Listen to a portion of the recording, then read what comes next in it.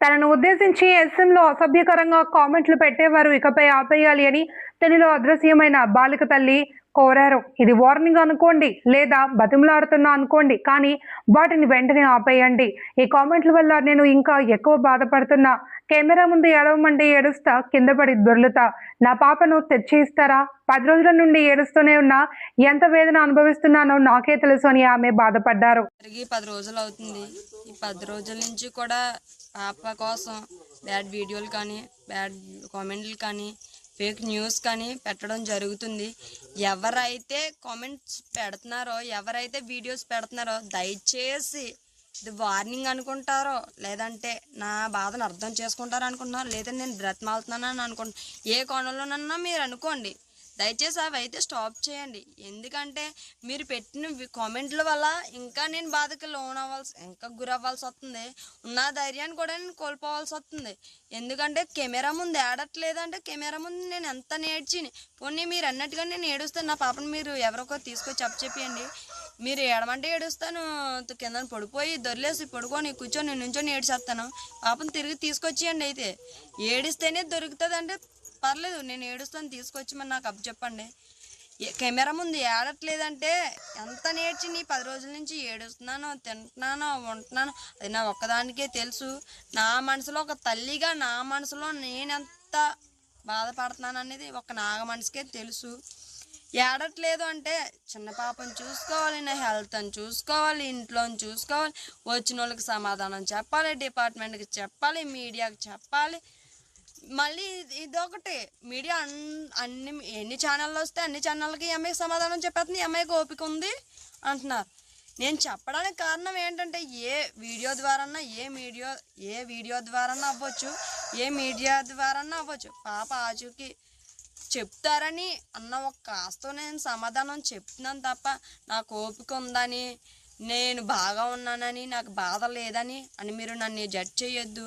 దయచేసి నేను మళ్ళీ చెప్తున్నాను, కామెంట్స్ కానీ వీడియోస్ కానీ దయచేసి స్టాప్ చేయండి. లేదు అంటే మీరు ఒకవేళ మా బాధను అర్థం చేసుకున్న వాళ్ళు అయితే ఇక్కడికి వచ్చి ఒకసారి పరిస్థితి చూసి తెలుసుకొని ఏమైనా హెల్ప్ చేయాలనుకుంటే పాప విషయంలో వచ్చి ఇక్కడ ఇన్వెస్టిగేషన్ చెయ్యండి. పాపను వెతికే ప్రయత్నం చేయండి. పాపను ఏదంటే మీ పని మీరు చూసుకొని మేము మిమ్మల్ని అడగలేదు. ఇలా మీరు కామెంట్లు పెట్టండి, ఇలా మేము వీడియోస్ చేయండి అని మేము ఎవరిని అడగలేదు.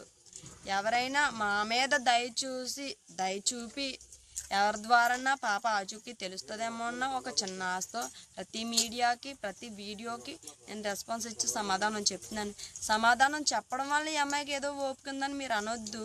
ఎందుకంటే నా ఆశలు నాకు ఉన్నాయి, నా బాధలు నాకు ఉన్నాయి. మీరు బాధలు లేదని ఆశలు లేవని మీరు అనొద్దు. దయచేసి కామెంట్లు అనేది పెట్టొద్దు, ఇంకా నన్ను బాధకి గురి చెయ్యొద్దు. దయచేసి తల్లి బాధను అర్థం మీరు ఆడోలో మగోలో నాకు తెలీదు. ఆడోళ్ళు అయితే నా ఆడదాని బాధ మీరు ఆడోళ్ళు అర్థం చేసుకోండి, మగవాళ్ళు అయితే మగోడు బాధ మగోళ్ళు అర్థం చేసుకోండి. అంతేగాని పాప తల్లి ఆడట్లేదనో, పాప తండ్రి ఆడట్లేదనో, పాప తల్లి ఏదో చేసింది, పాప తండ్రి ఏదో చేసేసాడు అంటే ఒకసారి ఇక్కడికి వచ్చి చూస్తేనే కదా మీకు తెలుస్తుంది అసలు ఏం జరిగింది ఏంటని. ఎక్కడో ఉండి కామెంట్లు పెట్టడం చాలా ఈజీ. కామెంట్ ఏముందో చేతితో పెట్టేసినంత మాత్రాన అంత ఈజీగా లేదు మాకు ఇక్కడ మీరు పెట్టిన కామెంట్ మేము తీసుకోవడానికి. పాప మిస్ అయిన దానికన్నా ఆ కామెంట్లు వింటుంటేనే వింటున్నా మాకే ఇంకా బాధకి గురయ్యి మా హెల్త్కి ఏమైనా అయిపోతుందేమో, మా ఫ్యామిలీకి మేమేమైనా దూరం అయిపోతామేమో అన్న భయం మాకుంది. దయచేసి అర్థం చేసుకొని నా రిక్వెస్ట్ అనుకుంటారో లేదంటే వార్నింగే అనుకుంటారో మీరు ఇంకా ఎన్ని కోణంలోనన్నా అనుకోండి, కానీ కామెంట్స్ కానీ వీడియోస్ కానీ పెట్టదు. మీరు ఫేమ్ అవడం కోసం మమ్మల్ని బాధకి గురి చెయ్యొద్దు. మీరేదో హైలైట్ అయిపోవాలి, మీరేదో వ్యూస్ కోసం వ్యూస్ పెంచేసుకోవాలంటే వేరే ఉన్నాయి, ఇంకా చాలా ఉన్నాయి, ఇంకా ఆ దారులు వెతుక్కోండి. అంతేకాని మా పేర్లు చెప్పి మమ్మల్ని ఇంకా ఇబ్బంది పెట్టి మీరు హైలైట్ ఏం చేయొద్దు. మా పాపను కూడా